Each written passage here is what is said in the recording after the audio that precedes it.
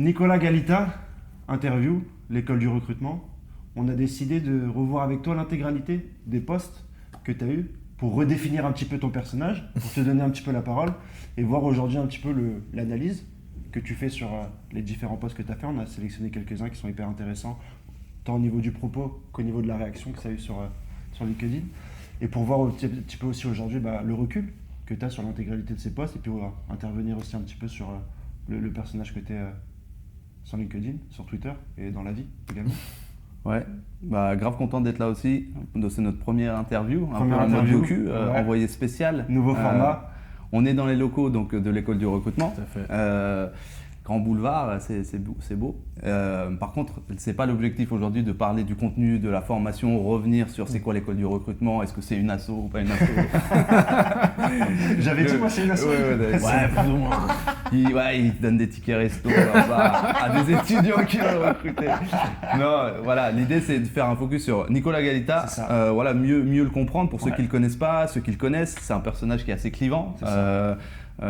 Voilà, certains t'aiment, d'autres te détestent carrément. Et donc voilà, à travers les articles, tes prises de position sur LinkedIn, sur ce que tu as écrit, et aussi l'école du recrutement, parce que ça fait partie de ton histoire. Ça fait partie voilà, mieux te connaître. Et puis nous, on va pas être là pour débattre avec toi sur tes idées, on va être plutôt là pour te donner la parole, pour que tu puisses t'exprimer et puis te relancer peut-être quelques fois. On va te piquer parfois, format. pourquoi pas, nouveau format. Quelques attaques.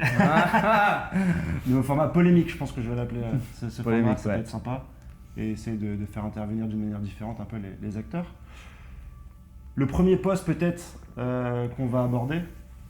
Ouais, je sais pas, déjà, toi, quand tu as commencé à écrire, est-ce qu'il y en a un en particulier qui a commencé à te donner du feedback dans le positif ou dans le mauvais? Avec le recul, tu en as écrit plein, donc on va pas tous avoir le temps d'en parler. Yes. Déjà merci pour l'accueil. Même si en vrai on est chez moi entre guillemets, mais j'ai l'impression d'être chez vous parce que les gens verront pas, mais il y a un setup, on a 3/4 d'heure à 1 heure de taf, de préparation et tout, donc merci pour le. Toi, d'ailleurs. Ouais, de ouf. Donc merci pour déjà le taf. Ouais, en termes d'articles qui m'a structuré, il y a eu en vrai le recrutement des PRH, qui est un article dont beaucoup de gens ont parlé, qui a fait beaucoup de bruit.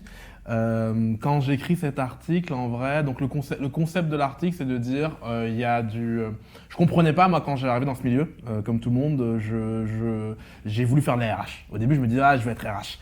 Et j'ai fait un stage à EDF et en fait, toutes les tâches qu'on me donnait à faire, le seul truc que j'aimais, c'était le recrutement. On me demandait à faire des trucs de fiches de paye, de machin, et je dis mais c'est bizarre, le seul truc que j'aime, c'est le recrutement. Et à force de grandir dans ce métier, je me suis rendu compte que il y a une vraie différence en fait entre les gens qui aiment le recrutement et les gens qui aiment le reste de la RH, parce qu'en fait c'est deux disciplines qui ont rien à voir, c'est-à-dire que quand tu recrutes quelqu'un, il te faut des qualités qui sont pas les mêmes que quand tu gères de la paye. Il y a pas un truc qui est mieux qu'un autre, mais en tout cas il y a deux profils différents. Moi je l'ai pensé en école de commerce, c'est que quand j'ai fait du recrutement, je voulais le plus rapidement possible faire du généraliste, parce que dans ma tête et dans la hiérarchisation des métiers du RH, le recrutement c'est ce qu'il y avait au plus bas. Mais ce qui est vrai, en vrai, ce qui est conçu comme ça. Ouais. Ce qui est conçu comme ça, c'est-à-dire que tu vas en école de RH, etc. Je me rappelle, j'enseignais dans une école de RH, j'avais croisé un autre prof, il me demande t'enseignes quoi? Je dis le recrutement. Il me regarde avec une tête, tu vois, il y a ce truc de bas de l'échelle en fait. Et donc c'est ça que j'avais voulu casser dans cet article, de dire ok, le recrutement n'est pas RH, et deux, c'est un vrai métier dont on peut être fier. Et du coup, j'ai appelé c'était un truc un peu emphatique sur venez, on fait sécession, on fait un autre pays. La RH, en gros, on est un pays entre guillemets colonisé, tu vois. On va sortir. Il y avait un truc effectivement dans la forme de l'article qui était grandiloquente. Agressif. Et peut-être agressif, je m'en suis pas rendu compte parce que, et ce que je te disais tout à l'heure, en vrai, quand je dis le recrutement n'est pas RH, ce que je pense, c'est le recrutement n'est pas RH. Ce que les gens ont entendu, c'est les RH et de la merde. Et en fait, du coup, comme les gens entendent ça, je comprends qu'ils soient choqués, je comprends que ça génère des réactions, or c'est pas le propos. Et t'as pas retourné l'action, parce que comme les RH étaient en bas de la file, toi en disant le recrutement était en bas de la file, toi finalement en disant que en fait non, c'est l'inverse, c'est le recrutement qui est en haut et les RH c'est de la merde, t'as un petit peu chamboulé un ordre établi qui était là depuis. Mais mais tu remarques que c'est pas ce que je voulais dire. Ouais. Moi, j'avais le recrutement comme ça, le RH comme ça. Ouais. J'aspirais à dire, venez, on est sur un plan d'égalité, quitte à faire des chemins opposés. Mais les gens ont pris comme tu l'as pris. Les gens ont pris un peu comme tu sais, quand t'es féministe. T'es une meuf féministe, tu milites, etc. Et on te dit mais tu veux renverser le truc et avoir la haine d'homme. En fait non, tu veux juste égalité. Mais c'est pareil en fait quand les gens étaient beaucoup habitués à avoir une situation de privilège, quand tu leur dis on veut l'égalité, ça peut leur sonner pour eux comme je veux t'écraser. Or non, tu vois. C'était en quelle année C'était à 2017. Parce que j'essaie de me dire le contexte, parce que tu vois, toi tu dis, t'es arrivé dans les RH, tu t'es dit il faut que je fasse tout parce que recrutement c'est un peu en bas de l'échelle. Moi c'est tout l'inverse, dans le sens où j'ai pas fait du tout je connais pas en fait les RH, j'ai jamais connu, tu vois, j'ai pas fait de master RH, j'ai pas fait d'études RH. Je suis rentré dans le recrutement par le commercial, par le cabinet sales, etc. Et là-dessus, vu que le sales c'est vraiment très c'est glorifié de ouf, tu vois, en entreprise, et les commerciaux, etc., la performance. Donc c'était le recrutement lié à ça, on était bien. Et par contre, nos clients, entre guillemets, RH, justement, qui pouvaient ne pas être formés pour faire du recrutement, justement, en cabinet, à l'époque où j'étais, les RH étaient vraiment vus comme quelque chose un peu, tu vois, la planque. Ils sont pas très bons, ça va pas vite, il n'y a pas vraiment de compétences tu vois, sexy à vendre, machin, etc. Et donc je me dis peut-être aussi, donc il y a soit le truc genre on commence ça, le recrutement, machin, et du coup on le prend comme ça, mais peut-être aussi il y avait déjà un peu un fond de les recruteurs ils se croient meilleurs que nous parce que il y a un côté transactionnel, ils font du bif en cabinet, en tout cas moi c'était comme ça, donc il y a peut-être une lecture un peu comme ça, mais après 2017 c'était déjà lancé de ouf. C'était presque déjà à la fin des cabinets. Et t'as le... Donc le concept c'était ça, c'est dire comment on est PRH, et ça m'a apporté tellement de... Alors ça a apporté aussi beaucoup de trucs positifs parce qu'en fait, malheureusement, Alors je sais pas si c'est que moi qui suis comme ça, mais les commentaires positifs que j'ai font beaucoup moins d'effet que les commentaires négatifs. En vrai de vrai, maintenant, pour avoir un commentaire positif qui me fait un effet, il faut un truc incroyable. Un mec qui me dit « t'as changé ma vie », et encore, ça me fait un petit effet, tu vois. Par contre, le moindre truc un peu agressif, c'est plus compliqué. Mais je pense que c'est naturel, ton cerveau il est conçu pour faire attention aux menaces, tu vois. Et donc, faut pas cacher non plus qu'il y a eu plein de gens qui l'ont bien pris, même parmi les RH. Plein de RH sont venus me dire bah oui totalement, c'est pas mon métier, on me demande de faire ça, mais c'est le truc que j'aime le moins, et qui m'ont dit, enfin tu vois, qui l'ont extrêmement bien pris. Et pourquoi je te dis que ça a marqué, c'est cet article qui a généré la plus grande guerre en vrai. Des gens entre eux ou des gens envers toi? De gens envers nous. Et en fait le problème, et on revient à ce qu'on disait tout à l'heure, c'est que les gens ne sont pas forcément rendus compte, mais d'autres enjeux, notamment ma position en tant que noir dans la société, sont venus. Tu vois, j'étais avec Mohamed d'ailleurs. À ce moment-là. Avec Mohamed qui du coup, pareil, a les mêmes enjeux de quand t'es une minorité. J'aime pas trop le terme minorité visible, mais disons minorité visible si tu veux. Et en fait, dans ce clash, la personne en face, premièrement, elle m'a écrit ah ouais, mais t'es le roquet qui mord la main de son maître, Laurent Brois. Il y a un truc et la personne ne le fait pas exprès. Mais moi, symboliquement, c'est comme ça que tu l'as tu me dis Laurent c'est mon maître, tu vois, ça me renvoie à des trucs... Enfin, le pas fait exprès d'ailleurs, je suis pas d'accord, enfin, c'est une attaque. Oui, c'est une attaque, mais peut-être qu'il a pas anticipé. C'est une attaque, mais connaissant le mec, il est très grandiloquent, très Molière, tu vois. Très, ça m'étonne pas qu'ils disent roquet. C'est quelqu'un qui. Tu peux le déguiser. Voilà, sous la forme que tu veux. Moi, ça reste quand même une attaque personnelle, alors qu'il y avait un propos. L'attaque, elle est personnelle, certes, mais je pense pas qu'il se dit, je vais lui dire ça comme attaque raciste. Je pense pas que lui le consentisse comme ça. Sauf que moi, je vrille, tu vois. Ça, je vrille. Pareil, dans le même débat. Un autre mec a écrit qu'il fallait mettre à l'index un certain Mohamed. Il a mis des guillemets à Mohamed. Et on était là, mais pourquoi tu mets des guillemets à Mohamed? Ça, c'est chelou. Toi, t'as mis Laurent en normal, t'as mis Nicolas en normal et t'as mis Mohamed.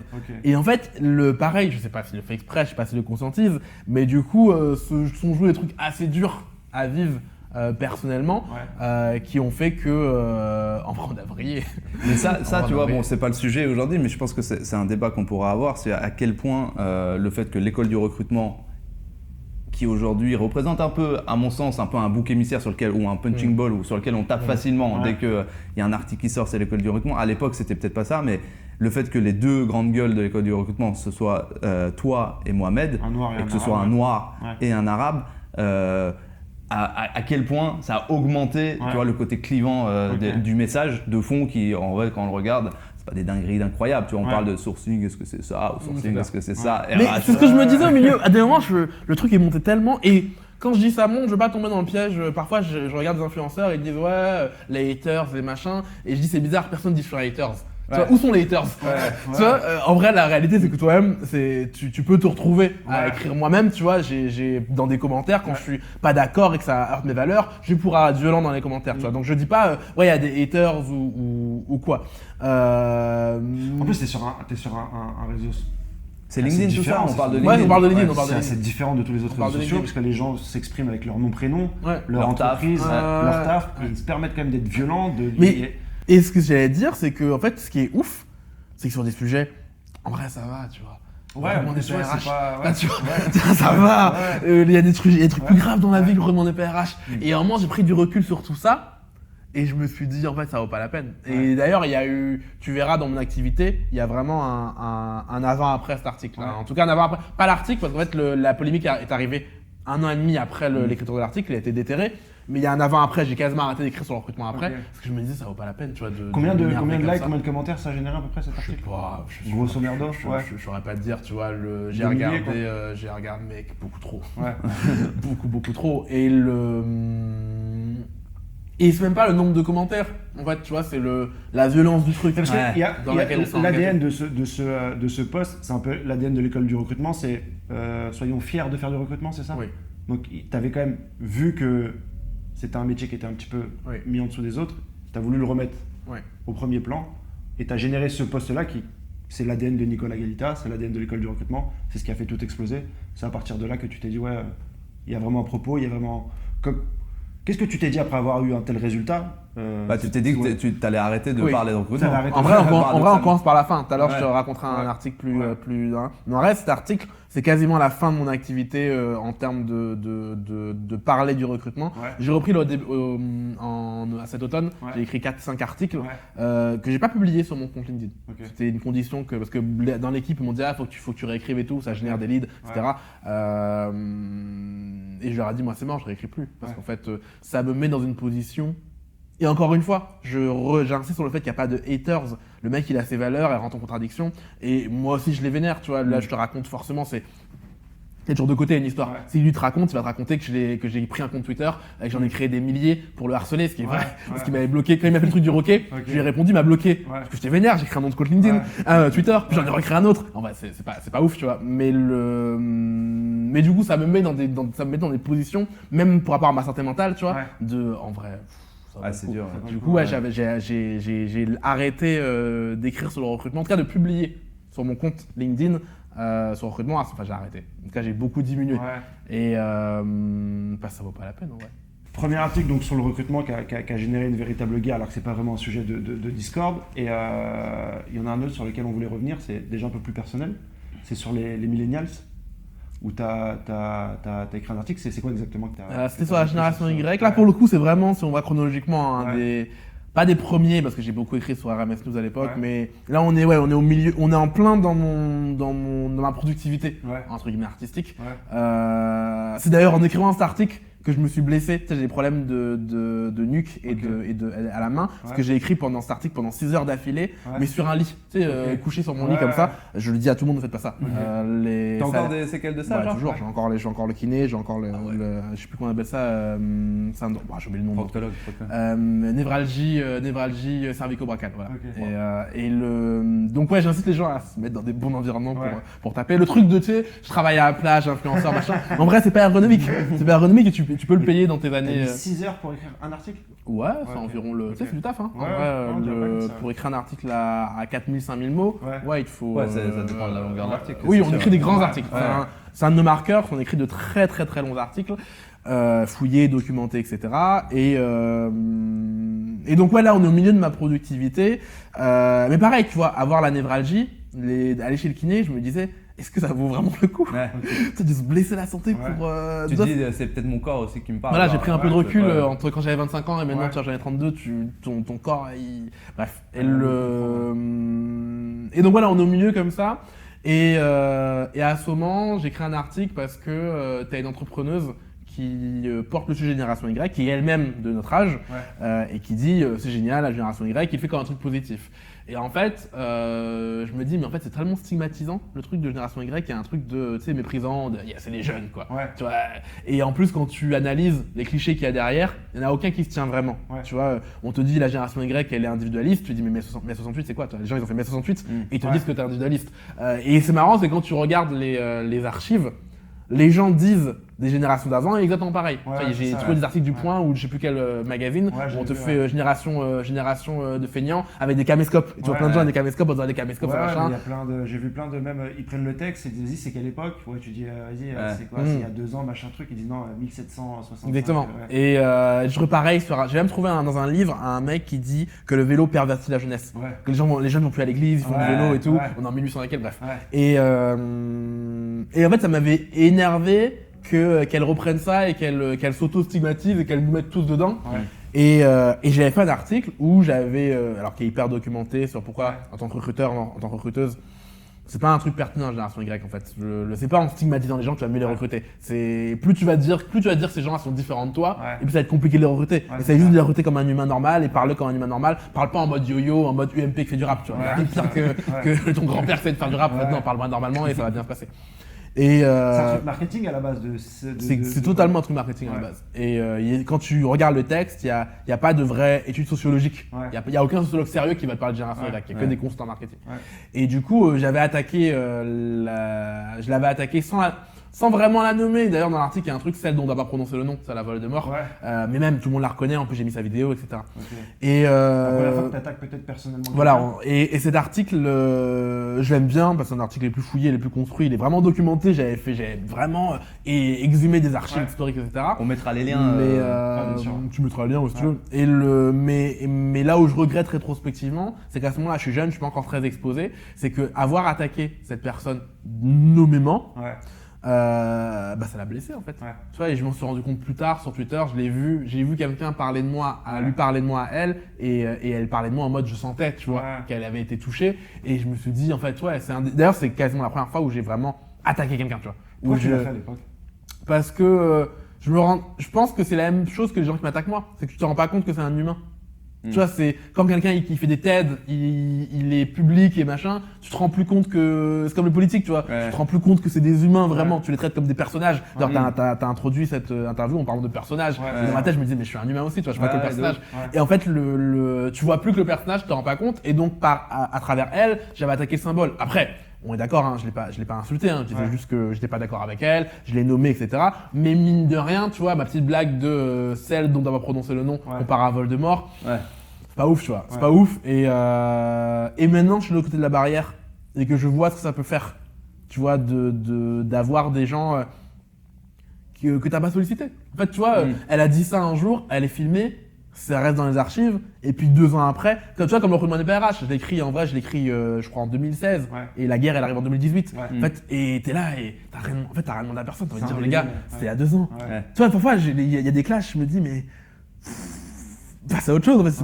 Pour vous c'est nouveau, mais pour moi c'était il y a 2 ans. De ouf. Et donc voilà, c'est une des rares fois où j'ai enfreint ma règle de pas attaquer les gens. Normalement, je réponds, tu vois. On m'attaque, je réponds. Ou je défends quelqu'un, on en reparlera. Et ça me fait penser déjà alors déjà, je pense qu'on pense à la même chose quand nous on a eu notre petite escarmouche sur tu peux remettre Twitter, LinkedIn. Le contexte. Mais juste avant, tu sais, sur le truc des fois les gens ils vont parler même entre eux dans les commentaires de l'article et du coup de la personne ou de l'article ou de la vidéo, comme si la personne n'était pas là. Alors, moi, ça m'était arrivé quand j'avais fait un post un peu parodique avec salut à toi jeune recruteur, machin, j'étais en short devant ma voiture avec mon chat. Et les gens, il y a eu plein de... Tu vois, en fait, quand tu vois un truc qui pète des fois des 70 000 vues, des 1000 likes, machin, quand tu commentes, tu te dis pas que la personne, elle va regarder tous les commentaires. Donc tu te lâches un peu plus. Et il y avait des gens, ils étaient en train de débattre si c'était ma vraie caisse ou pas. Ah non, il l'a loué, regarde, machin, nani. Et moi j'étais là, genre, j'avais envie de les insulter. C'est pas le propos. Je suis là en fait. T'es sur mon compte LinkedIn, t'es sur mon post en fait. Donc je suis là, je suis notifié que t'es en train de parler de moi. Donc ça, c'est un truc que j'avoue. Même les gens te screen. En vrai, tes proches te screen. Tes proches t'envoient des screens en disant, regarde, ça parle mal de toi, etc. Tu vois, l'interview où tu dis à l'école de recrutement, est-ce qu'ils font vraiment l'information? J'étais pas devant en direct. Des gens m'ont dit, il y a un tel, il parle de toi, va voir, tata. Et en fait, c'est ça le truc, c'est que toi t'as l'impression quand tu parles que alors après, il y a un niveau d'exposition, la personne ne doit plus regarder, tu vois, parce qu'elle a des community managers, etc. Mais c'est pas le niveau du tout où on est nous. Du coup, en fait, même la personne dont je te parle là, qui faisait des trucs de génération Y, pareil, elle est pas à ce niveau-là où elle a quelqu'un qui gère pour elle. Donc en fait, on se rend pas compte que les gens ils vont voir et ça peut gâcher leur soirée en vrai. Toi t'es là, t'es tranquille, t'es avec tes proches et d'un coup t'es là, tu te vénères sur un truc et ça gâche la soirée. De ouf. D'ailleurs, ça fait la transition, je pense, au moment où nous on a commencé à avoir le petit clash sur le sujet. C'est quoi le contexte déjà? Le contexte. Le contexte, ça me rappelle le clash qu'on a eu il y a quelques années. Déjà, moi, à ce moment-là, pendant un ou deux jours, j'ai pas pu bosser. J'étais tellement là à répondre à. C'est ça qui est important. Tu vois, je te coupe juste. C'est ça que j'en réalise pas, c'est que quand on est pris dans les shitstorms comme ça, en vrai, tu fais plus rien. C'était là et ça prend toute la place. Et même personnel en vrai. Même ta meuf est là, viens, tu dis non, tu vois, une fois que t'es dedans, en fait, ça peut vraiment pourrir ta journée. C'est là où tu sais tout le cyberharcèlement, les petits, les jeunes, les ados. Moi j'ai 2 filles et tout, j'ai rêve de ça de ouf parce que tu dis, toi t'es un adulte. Dans la vraie vie, t'as eu des situations où physiquement ça peut partir et tout. Et genre là, sur un truc dans le clash, des trucs d'articles. Pourquoi t'arrives pas à dormir et t'es là et tu machin et ça te bouffe, c'est dur. Mais du coup, pour remettre le contexte, moi j'écrivais pas, en fait, comme j'avais raconté avec Guillaume l'autre fois, même venir à un event, etc., c'est pas trop mon délire. C'était avec Paul Mouchet qui me poussait là-dedans, viens, on fait un event, on fait un truc, on fait machin et tout. Et petit à petit, il y avait aussi, t'as un avis là-dessus. Il y avait beaucoup de gens qui, à l'époque, sur le recrutement, justement, commençaient à s'exprimer. Et entre Twitter, LinkedIn, il y avait plein de même encore ça existe aujourd'hui, mais beaucoup de gens qui allaient screenshotter des messages de recruteurs et disaient voilà, ce message-là, il est pourri, pourquoi il n'est pas personnalisé. Les développeurs eux-mêmes étaient sur les gens. Et moi, j'avais dans des discussions dit en fait, il y a plusieurs façons de voir le truc. Pourquoi les gens ils font ça, pourquoi ils se sentent obligés d'aller machin et tout. Et bon, bref, on va pas rentrer dans le truc du débat de l'article, mais du coup, j'avais écrit un article qui s'appelait Stop Shaming Recruiters, donc arrêtez d'afficher les recruteurs. En anglais. Et d'ailleurs, on avait eu ce débat sur pourquoi tu me parles en anglais, pourquoi tu me réponds dans les commentaires en anglais. Et c'est là où je te disais sur le côté, même entre nous, on a des préjugés parce que moi, j'ai pas grandi en France. J'ai appris l'anglais avant le français. Je lui ai dit, en fait, et je me souviens si je t'avais répondu en mode, en fait, moi, des fois, instinctivement, je vais parler français avant le truc et tout. Et c'était quand on parlait de, tu vois quelqu'un, direct, tu vas dire, lui, il parle pas anglais, c'est un gars de cité. Non, j'ai pas grandi en cité. Ou, non, je parle pas français, ou, machin et tout. Donc, bon, bref, ça c'est. Mais du coup, j'écris cet article et en fait, effectivement, dedans, à l'époque, il y avait quelque chose, un peu comme tu dis, j'ai visé sans forcément nommer. J'ai pas nommé, mais j'ai dit, il y avait un courant en France, un hashtag qui existe encore, le hashtag la personnalisation bordel. Il y avait 2 personnes en plus avec qui j'ai rediscuté depuis, que je retravaille, avec qui je retravaille, et ça s'est très bien passé. Enfin, j'ai jamais eu rien contre eux personnellement d'ailleurs. Mais on pouvait effectivement comprendre, même si je faisais des références aussi aux US et tout, mais clairement, quand tu es d'un point de vue recruteur français, tu dis, ok, il parle de elle et elle. Tu vois. Et du coup, Nico m'avait contacté, où il avait commencé sur le post en disant tu dis ça, mais genre, je sais plus trop exactement c'était le fond du truc. En fait, tu dis faut arrêter de shamer les recruteurs, mais tu es en train de shamer 2 recruteuses. Et je disais aussi que l'article disait il vaut mieux qu'on montre les meilleurs messages plutôt que de montrer les mauvais. Et ce que je disais, c'est que le problème de montrer les bons messages, c'est que c'est dur à assumer un bon message. Parce que quand tu mets un mauvais message, tu montres le message de quelqu'un d'autre. Quand tu mets le bon, tu mets le tien a priori. Et l'avenir l'a prouvé, parce qu'en fait, un autre clash dans lequel j'étais engagé, ça a été justement, j'ai demandé à la communauté dans un Google Doc de remplir leurs bons messages de recrutement. et des gens sont venus cracher dessus. Ok. Et c'est hyper dur, tu vois. Ouais, genre, T'es là, tu donnes un peu de message, ils sont claqués au sol.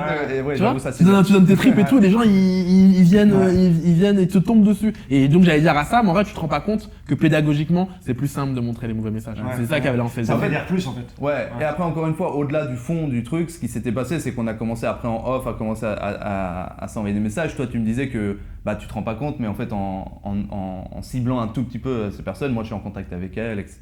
Elles peuvent mal le vivre, ou elles peuvent se dire vas-y j'arrête de partager et tout. Et en plus tu m'avais dit, toi en plus c'est facile, tu partages pas tant que ça. Là t'arrives, tu fais, et ça m'avait fait pas mal cogiter. Et depuis bon bah voilà, petit à petit, je me souviens, tu sais, on prend le pari, tu vas plus jamais réécrire un article, tu vas plus jamais faire de contenu, machin. J'avais dit ouais si, mais c'est juste j'ai pas le temps, machin. Moi je représentais la masse silencieuse un peu, tu sais, qui fait le taf, qui bûche, et on n'est pas là pour faire du spectacle. Depuis j'ai pas mal changé de bord, mais aussi tu vois, je comprends en fait les deux cas. Et en fait moi le lien que je vois avec ton article Millennials, c'est que toi, en attaquant quelqu'un, tu t'es rendu compte après coup que ça a pu la blesser ou machin. Et en fait, avec ça, t'as peut-être un peu dit, ok, bah là, en fait, il y a deux personnes que je vois qui peuvent être impactées. Et peut-être Assam, il n'a pas conscience de ça. Je vais lui dire, après, voilà, parce que. Toi, t'as pas le passif, tu dis, mais qu'est-ce qu'il me raconte? Ouais, moi, j'étais. Ma volonté, si c'était je le connais pas, l'écrire. pourquoi. Enfin, je le connais vite fait, pourquoi il vient. Au final, toi, en les protégeant, tu me transformes en agresseur alors que c'était pas mon.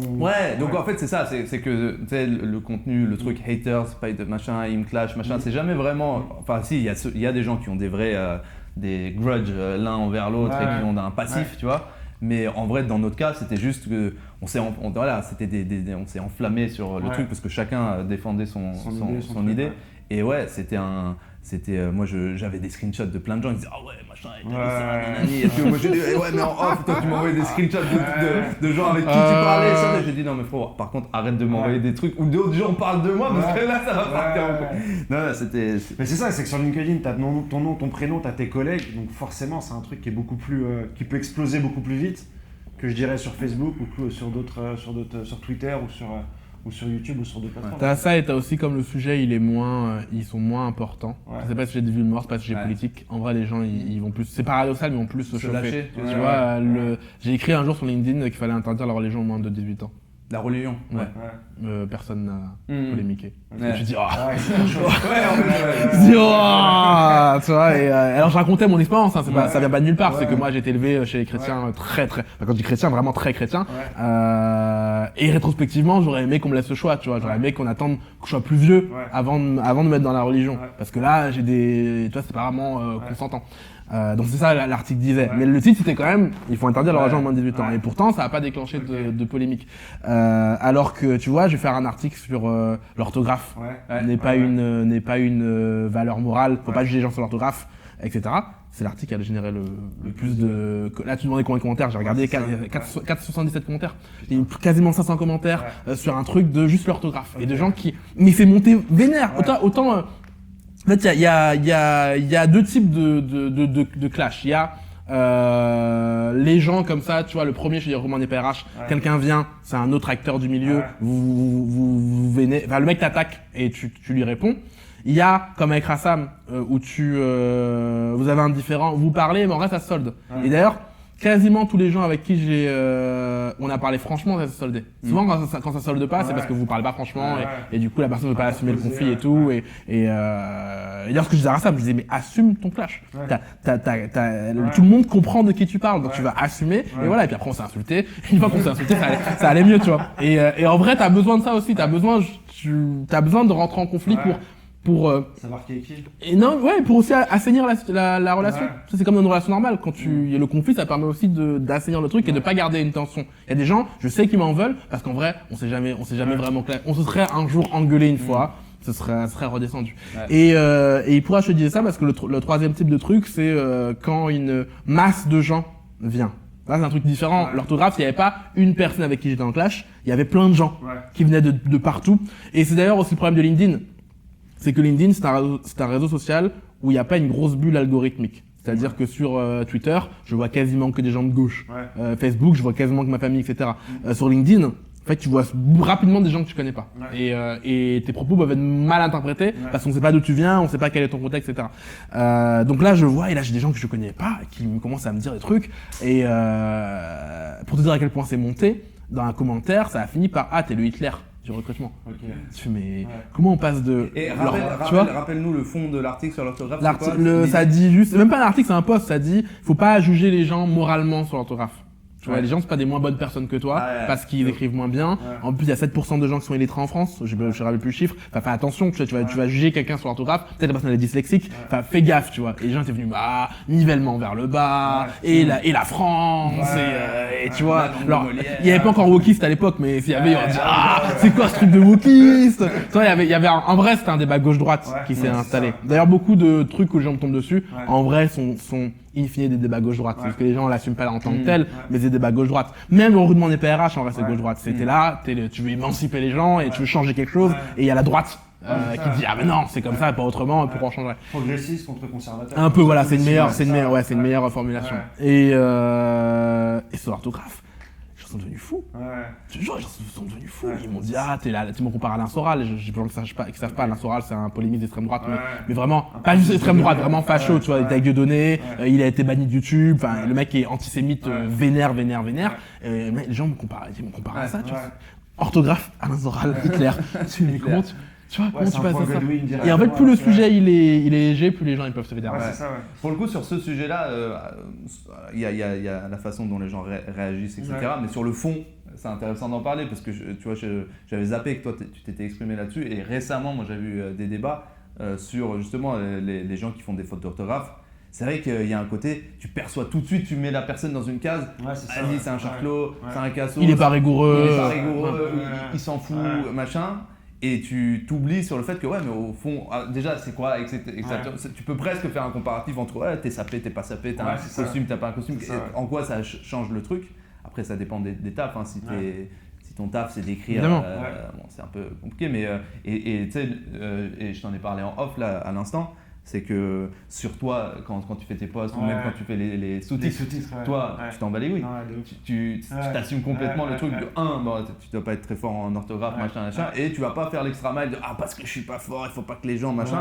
Et ça, moi j'aime bien. En vrai, avec le recul, au début j'étais là, ça me fait mal aux yeux, vas-y, non, machin. Et après, en vrai, oui, mais en fait, c'est cool. Donc je sais pas, je voulais savoir toi si tu avais conscience de ça ou... Ouais, j'avais conscience. Et moi, en fait, il y a une phrase qui a fait que je me suis jamais investi dans l'orthographe, c'est que vas-y, ce qui est important, c'est pas la forme, c'est le fond. Et aujourd'hui, je me rends compte que c'est vraiment un truc de débile.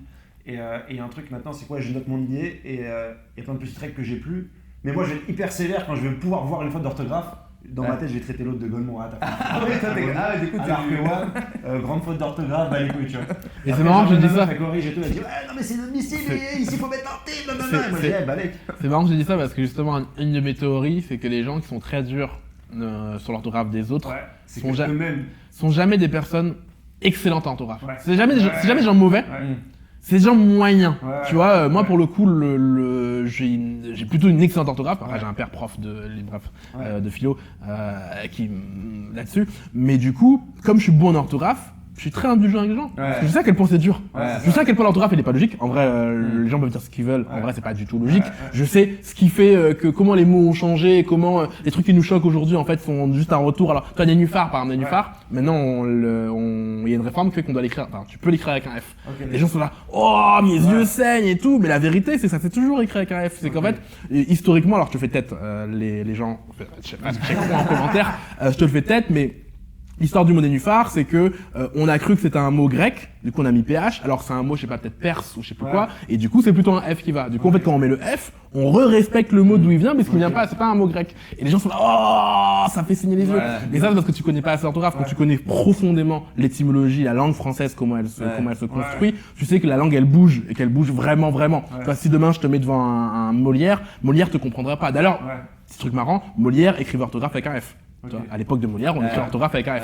Et alors qu'on dit la langue de Molière, tu vois. Donc en fait, quand tu t'intéresses vraiment à la langue, tu prends un peu du recul et t'es moins, t'es moins catégorique. C'est quand t'es au milieu que t'es un peu plus vénère. C'est vrai, je comprends pas les règles, que t'es strict avec les règles. En fait, il faut le respecter parce qu'il faut le respecter. Mais quand tu comprends l'origine du truc, je pense que tu prends du recul.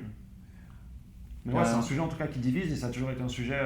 Mais je pensais pas que ça te diviserait, moi. En fait, c'est une arme contre les autres et toi, t'as voulu désarmer une arme en fait. Oui. Et c'est ça qui a fait exploser le truc. Parce qu'en fait, ce que j'en rends. C'était légitime, en fait, c'était une agressivité légitime. J'ai le droit de t'agresser parce que j'ai vu une faute d'orthographe. Et toi, t'as dit en fait, non, tu restes un agresseur en fait. Et c'est pour ça que je pense que les gens peuvent. Exactement. Et en plus, c'est c'est réduire au silence des gens. Toi, si toi tu te dis, vas-y, j'ai écrit trop mal, je peux pas l'écrire. Ouais. Bah, ça réduit. En plus, malheureusement, comme il y a un lien entre la maîtrise orthographique et les revenus de tes parents, bah, en vrai, ça fait un truc de classe sociale. Et donc, tu peux plus t'exprimer. Et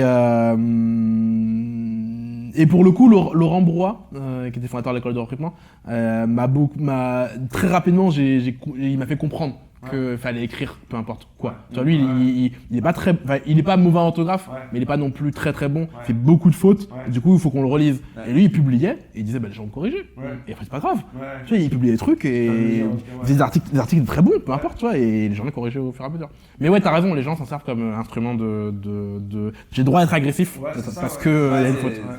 Mais on essaie tous de trouver l'endroit où on peut être le plus agressif possible, mais légitime, pour pas que ça se retourne contre nous. Et il y a un bouquin de Welbeck, je sais plus si c'est Welbeck, qui s'appelle L'extension des domaines de la lutte. Et en gros, ça te dit que vas-y, maintenant, on est dans des sociétés un peu civilisées, on peut plus taper dessus. Donc en fait, on va utiliser n'importe quel sujet. En fait, au fond, on s'en fout. On prend vite une position sans y réfléchir. Et ensuite, on la défend morticus en étant agressif, parce qu'on peut plus se battre, on peut plus tuer parce que c'est interdit. Donc en fait, dans notre petit domaine, on va choisir une position et on va se rentrer dedans, parce qu'au final, on reste agressif, même si on met des freins. On dit que non, on est littéraire, machin truc. Ce qui compte, c'est juste de pouvoir être agressif dans un contexte où on va pas nous le reprocher, quoi. Totalement. Et donc l'orthographe, c'était un sujet qui a vraiment explosé. Donc là, on était quand même sur des articles qui étaient pas mal sur des généralités, sur le monde des RH, sur l'orthographe, sur une génération. Et ensuite, il y a quand même des posts qui ont fait pas mal de bruit, qui sont beaucoup plus personnels, notamment sur le racisme. Tu es une personne noire, c'est des choses que tu as ressenties, c'est un point de vue sur lequel tu t'es pas mal exprimé. Et ça c'est pas mal cristallisé autour d'un autour d'un article, au fond, on est tous racistes. C'est quoi cet article et comment tu as eu l'idée de l'écrire et c'était quoi un peu le contexte à ce moment-là? Alors le contexte, il est bien avant cet article. En vrai de vrai, tu vois, j'écris sur le recrutement, comme je te dis, le recrutement des PRH, on est vers 2018, il y a la polémique de la guerre, je me dis en fait, flemme, j'arrête d'écrire sur le recrutement. On a commencé à te le renvoyer, cette image-là, si on revient au début de l'interview sur tu embrasses ou tu mords la main de ton maître ou... Ah mais de toute façon, dès le début, j'ai eu le... Mais de toute façon, quand on parle de racisme, il faut bien avoir en tête que la plupart des expériences que tu vis, les gens ne font pas exprès. Ouais. Et c'est un des trucs qu'il faut désamorcer. Il n'y a pas les méchants racistes avec des cagoules, alors ça existe, mais... et puis d'un côté les gentils. Ouais. Si je dis à quelqu'un qu'il a fait un truc raciste, malheureusement, il va le prendre très très mal, comme si je venais d'insulter sa mère, alors qu'en fait, c'est pas incroyable, tu vois. Moi, je fais des trucs sexistes, je fais pas exprès. Ne serait-ce que couper la parole à des femmes dans des réunions sans m'en rendre compte parce que j'ai été socialisé comme ça. Donc, faire un truc raciste, c'est pas la fin du monde, en fait. Et ça, c'est dur d'expliquer aux gens. Ouais. C'est dur de casser l'ambiance, tu vois, quand t'as plein de... Moi, chez tous mes potes guadeloupéens, le truc qui les emmerde le plus, c'est les blagues racistes, machin. Et t'as pas envie de casser l'ambiance, t'as pas envie de la personne qui est là et qui dit, ça me fait pas rire, tu vois. Et donc oui, j'ai toujours cette dimension, mais avant d'arriver à là, donc je te dis, recrutement des PRH, j'arrête d'écrire sur le recrutement. J'avais toujours écrit à côté, j'avais un médium personnel où j'écrivais des articles, et je commence à un peu plus écrire pour moi en fait. Je me dis, tant qu'à me défoncer le corps, voilà, la nuque, etc., à prendre polémique, autant écrire sur des vrais sujets, tu vois. Et donc j'ai commencé à écrire sur le polyamour, qui était plein de sujets. Il y a eu la démocratie, il y a eu être végétarien, il y a eu pas avoir d'enfants, il y a eu le polyamour, c'est-à-dire le fait et pas la polygamie, qui est un délire. Dans un des lives, j'avais dit, il dit qu'il est polygame, il s'en vante. Je rappelle que la polygamie est un délit. Non, polyamour, c'est-à-dire relation libre, c'est-à-dire avec son partenaire, d'être d'accord qu'on n'est pas exclusif. La polygamie, ça ramène peut-être aux Africains qui ont... Exact, mais d'ailleurs, oui. Sans faire exprès. Mais d'ailleurs, exactement, j'en ai parlé à ma psy, parce que maintenant j'ai une psy, qui à un moment on parlait pas du tout à cause de toi, mais j'encourage tout le monde à aller voir des psys. Exact.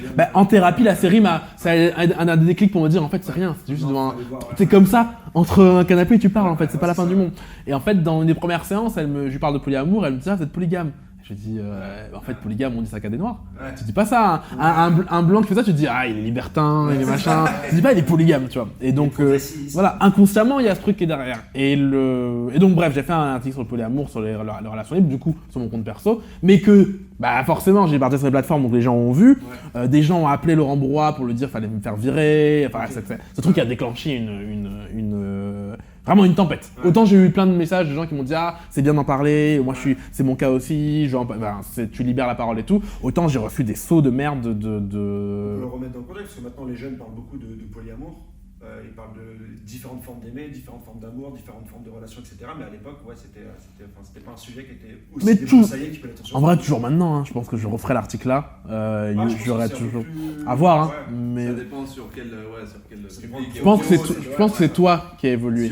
C'est pas le monde, c'est toi, t'es plus au fait de ce truc-là. Mais il y a toujours des gens qui sont pas au fait, tu vois, et c'était violent. Les gens vraiment avaient écrit à Laurent pour me faire virer. Il y a des gens du recrutement d'ailleurs qui arrêtent pas d'en parler. Je le sais parce qu'on vient de me le répéter, je vais pas nommer de nom, mais il y a des gens, je sais que vous racontez ça. Tu vois, parce qu'en fait, les gens viennent me dire ah mais un tel m'a dit ça, bref. Et en fait, à cet article-là, je me dis en fait, ok, même là, j'ai plus envie d'écrire. C'est trop. Ouais. Et en fait, c'est passé un truc, je sais pas si tu te rappelles, c'est le site français.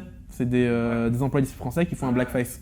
Et blackface, un déguisé en singe. Et il y en a un qui se déguise en singe en plus. Il y a un blackface, c'est-à-dire qu'il se recouvre la tête en noir, qui fait l'accent et tout. Et là, je me dis, oh là là là là là là. En fait, je suis tellement vénère que je reprends l'écriture. Toi, on doit être en 2019, je sais plus quel exactement, il faudra rechecker. Mais je reprends l'écriture et j'écris un article qui s'appelle... en fait, ce qui m'énerve, c'est que y a le fait que beaucoup de personnes qui ne vivent pas le racisme aient un avis très tranché et qui veulent pas que tu remettes en question. Tu vois, tu as envie de leur dire mais c'est quoi ton expertise sur le sujet? Sur n'importe quel autre sujet, tu ferais pas ça. Tu dirais pas un truc aussi tranché alors que tu n'y connais rien.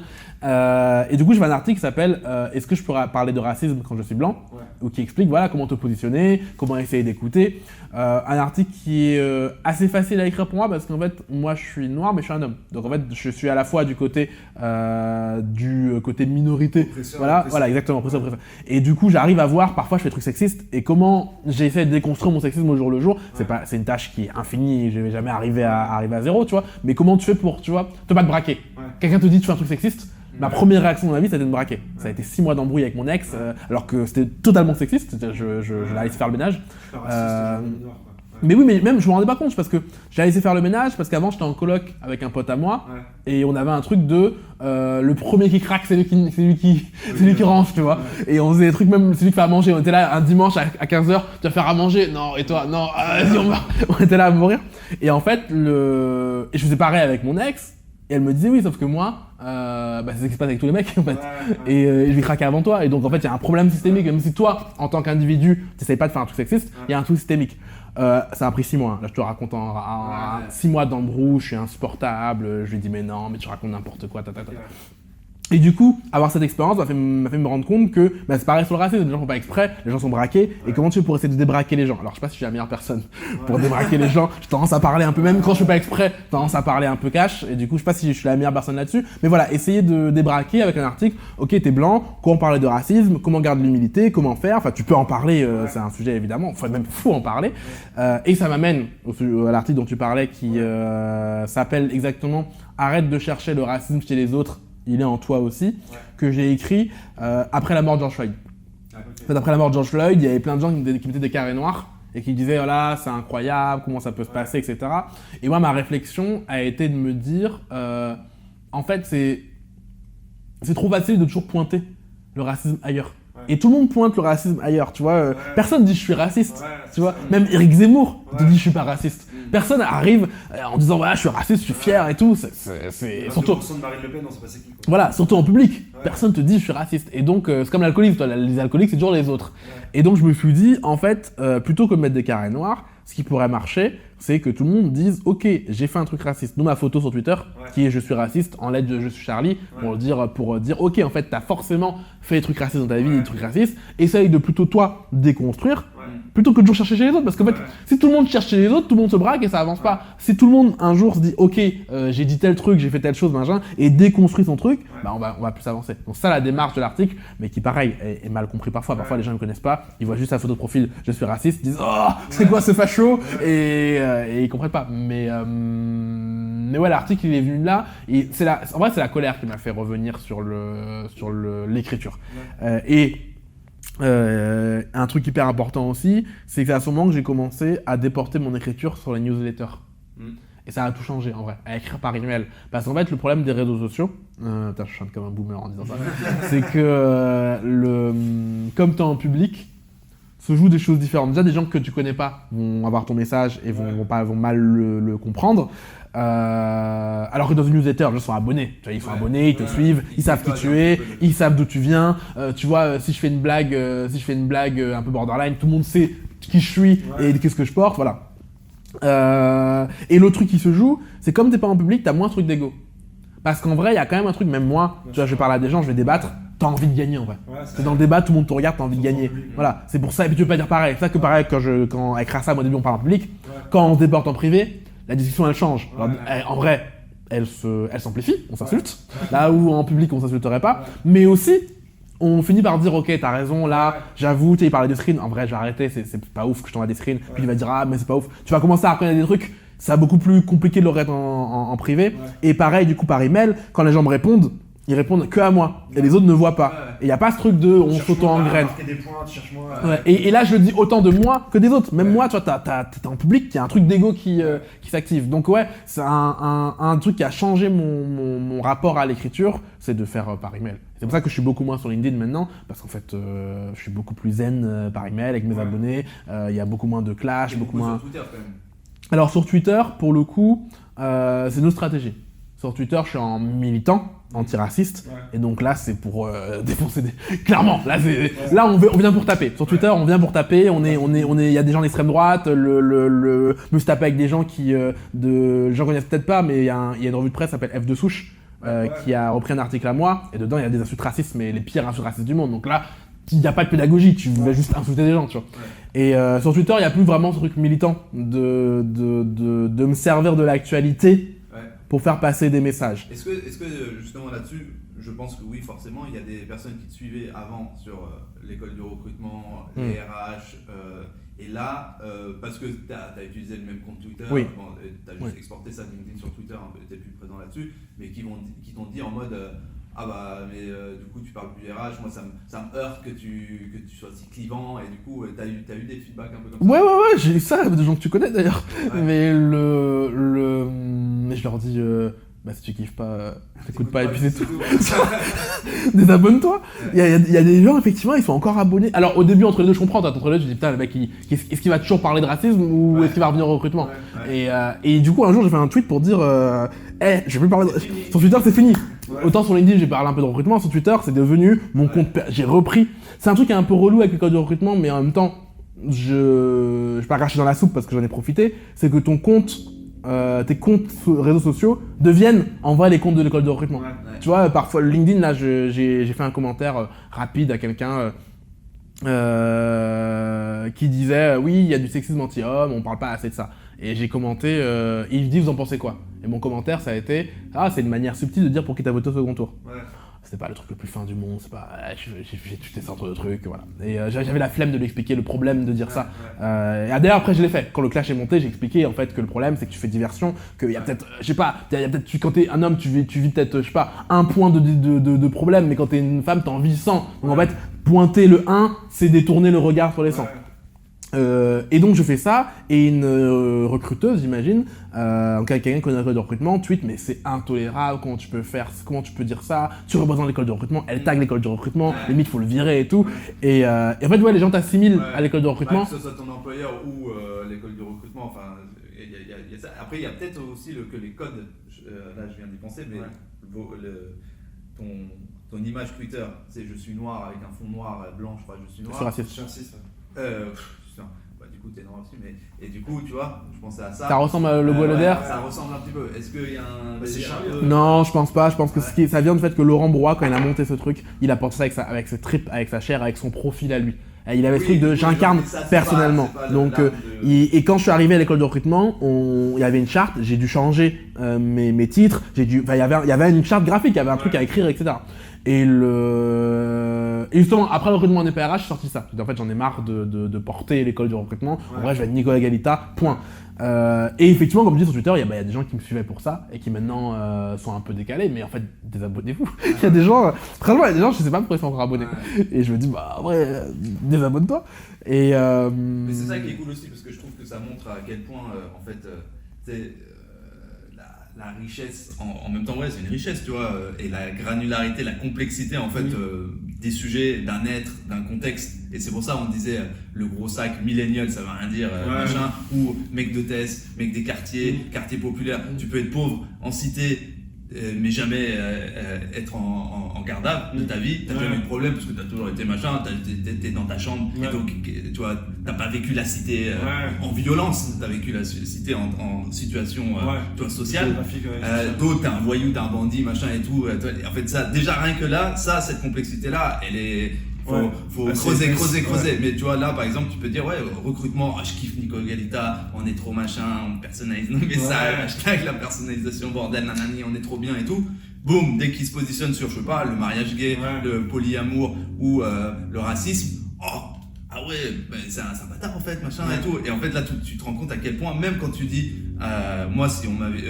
Tu sais, le côté, bah vas-y, tout le monde est raciste. Ouais. Quand je dis, ton truc sur la polygamie, bien sûr. En fait, maintenant, quand tu penses, bien sûr, parce que j'imagine, le Renoir, j'imagine le Renoir en boubou avec ses quatre femmes. Tu vois, et pour moi, moi, sûrement que j'aurais du mal à dire, vas-y, je suis pas raciste, tu vois, j'ai pas dit ça. Si, mais j'ai dit un truc raciste. Alors, et encore pour nous, entre guillemets, quand je dis nous, minorité visible, c'est plus facile parce que genre tu peux vite dire t'as bien compris que je suis raciste, nanana, mais quand t'es blanc par exemple, et en fait là tu le vois vraiment comme une attaque, je suis vu comme le méchant loup, tu vois, tout de suite. Et c'est bien de dire il y a sur tous les sujets, les trucs qui sont. Il y a un truc hyper important dans ce que tu dis, c'est l'idéalisation, c'est la sacralisation. C'est le fait, mais dans les deux sens. Des fois, je me regarde dans le miroir qui m'est tendu par les commentaires, et parfois, j'ai l'impression d'être un dieu. Je me dis, t'as changé ma vie et tout, et parfois, j'ai l'impression d'être le diable, tu vois. Mais en fait, il n'y a aucun des trucs qui est vrai. J'invite les gens à redescendre, à se dire, à pas idéaliser les gens. Moi, j'ai pas ce truc-là de groupie, de machin, Tu sais, il y a des gens qui fonctionnent vraiment comme ça, en mode, oui, dans le recrutement, lui, c'est une sommité, c'est un ouf, lui, c'est une merde. Toi, j'ai pas ce truc-là. Et d'ailleurs, j'ai l'impression que plus les gens ont tendance à vénérer d'autres personnes, et plus vont se permettre de traiter des autres comme des sous-merdes. Il y a ce truc de comme moi je vénère quelqu'un, je vais être vénéré par toi. Et moi j'ai pas ce truc. C'est tout l'humour de Louis de Funès en fait, qui s'écrase face au grand et qui est horrible avec les petits. Et d'ailleurs mon passé chrétien fait que je suis un peu loin de ça parce que moi j'ai un truc de ni Dieu ni maître, tu vois. Je veux être libre, égalitaire et je veux être traité comme un égal et j'aime pas non plus être, tu vois, avoir cette dimension descendante que les gens mélangent et au truc dont les gens se rendent pas compte. C'est que ça a un impact sur tes proches aussi.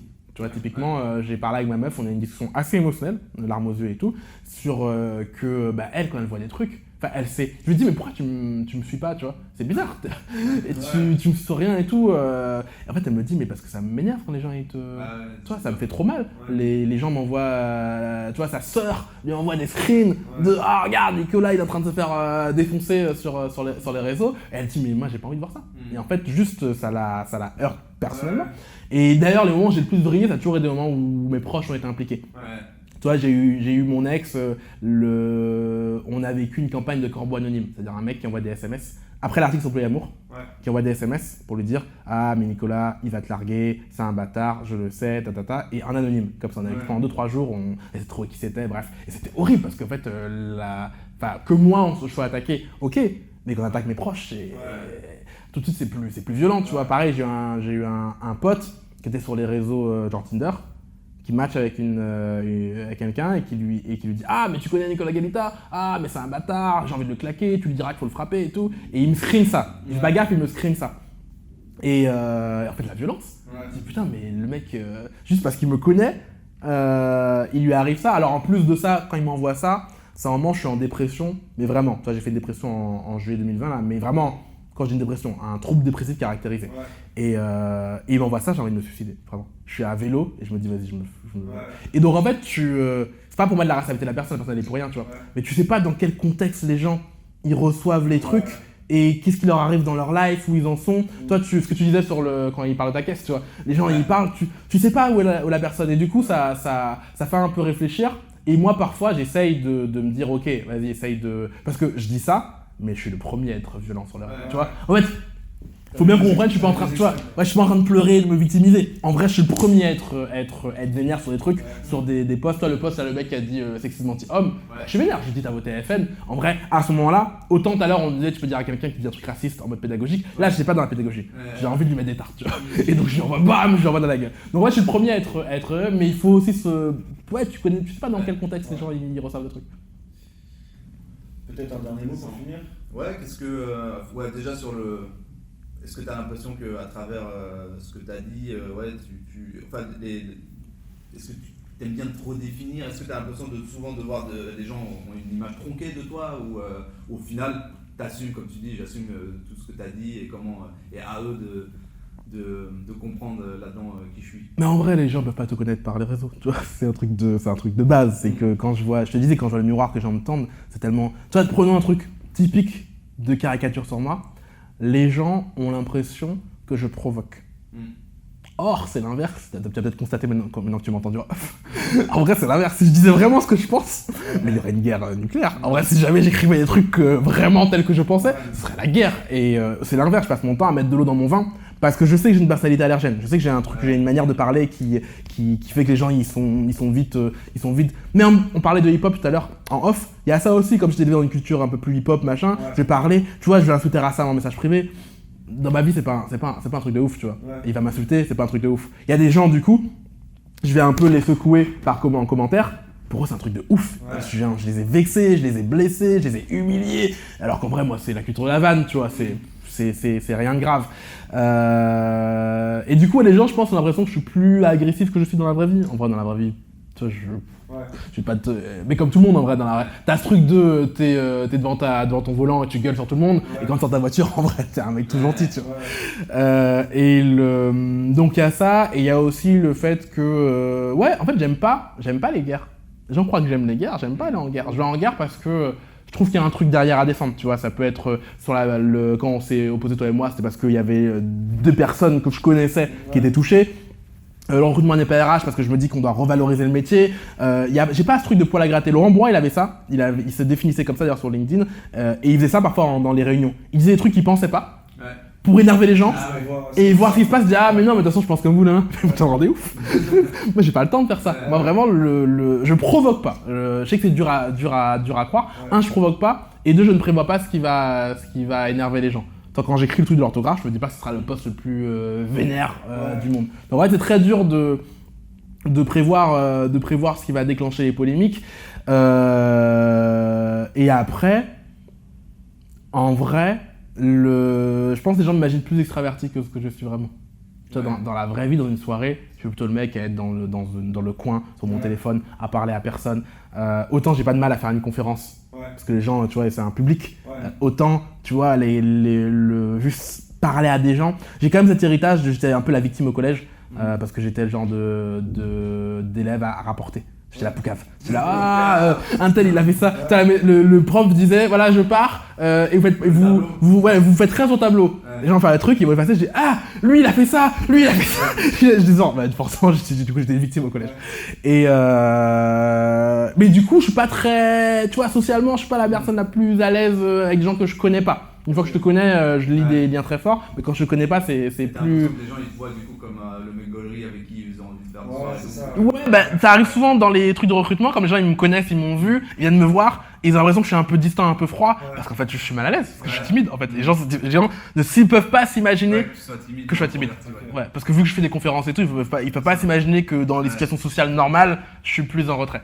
Ok, mais ça c'est... Et puis après, t'as évolué, j'imagine, le fait de faire aussi les prises de parole te permettent aussi un petit peu, en soirée, sûrement aujourd'hui en soirée, t'es peut-être un peu plus à l'aise qu'il y a peut-être 10 ans.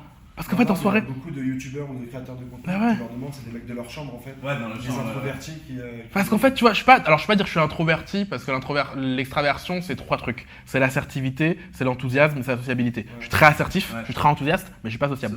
Et en fait, c'est parce que j'ai besoin de créer. Je peux pas parler de la météo à quelqu'un. C'est compliqué. Ça me demande de même dire bonjour. Ça me demande des efforts. Tu vois, et j'ai pas de potes. J'ai que des amis. Tu vois, j'ai des amis vraiment, mais j'ai pas de potes.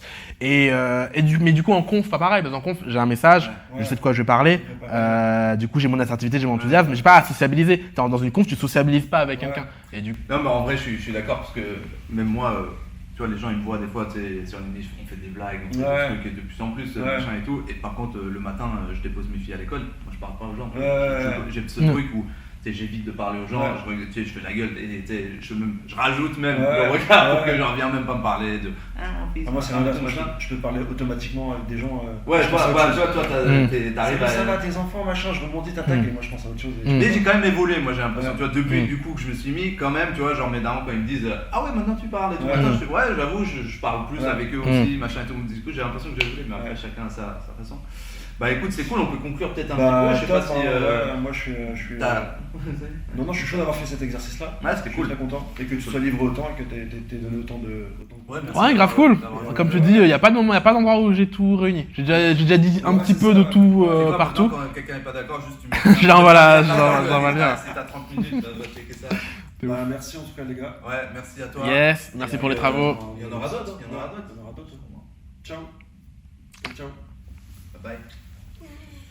Je suis là. Je regarde si on était bien.